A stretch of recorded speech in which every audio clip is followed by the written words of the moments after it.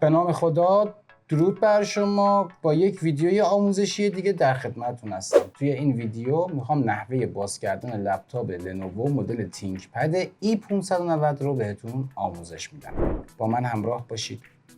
ابتدا تمام پیچ‌های قاب کف رو باز میکنیم. همونطور که میبینید 3 تا پیچ در بالای لپتاپ هست، 2 تا در گوشه ها و 1 دونه در وسط.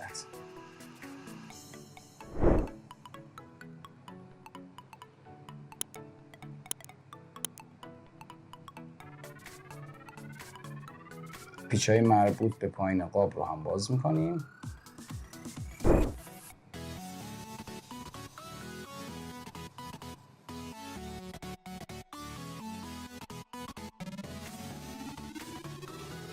خب با استفاده از پیک لای قاب میندازیم و قاب کف رو از قاب سی جدا میکنیم.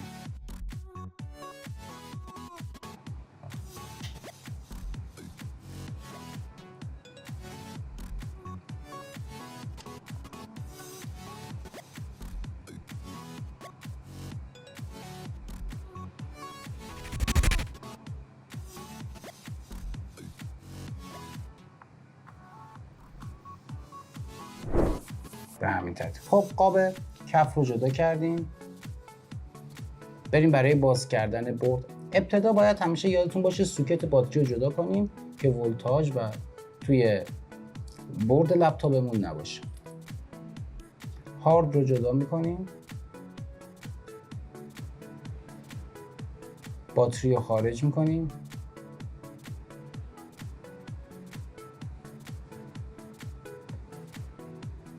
بله، هرچی فلت روی برد هست رو باید آزاد کنیم. این فلت مربوط به برد USB هست، سوکت اسپیکر، فلت مربوط به LCD و همینجور سیمای آنتن وای فای. بریم برای باز کردن فن.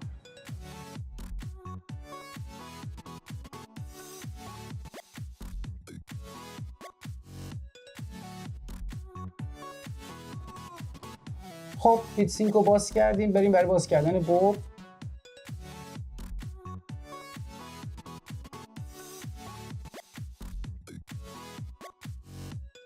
پیچ‌های روی برد رو همه رو باز میکنیم. خب توی این مرحله که میخوایم برد رو خارج کنیم باید حتما کیبورد رو خارج کنیم. بریم برای باز کردن کیبورد.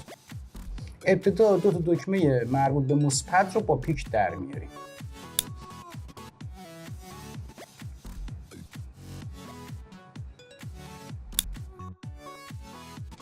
دو تا پیچ زیرش داره، این 2 تا پیچ رو آزاد میکنیم.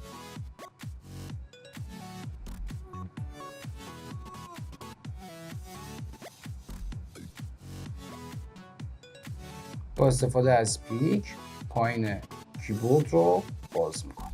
به همین ترتیب ببینید کیبورد چقدر راحت در میاد. برای کسایی که مبتدی باشن حتما دیدن این ویدیو پیشنهاد میشه. فلت مربوط به کیبورد و بکلایت رو از پشتش آزاد میکنیم. حالا بریم برای باز کردن برد.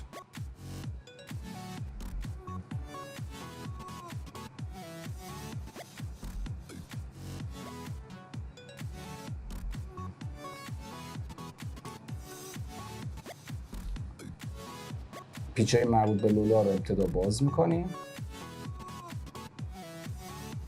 لولا رو با دست یه ذره با احتیاط میدیم به سمت بالا و برد به همین ترتیب آزاد میشه. خب امیدوارم این ویدیو براتون مفید واقع شده باشه. تا ویدیوی دیگر بدرود.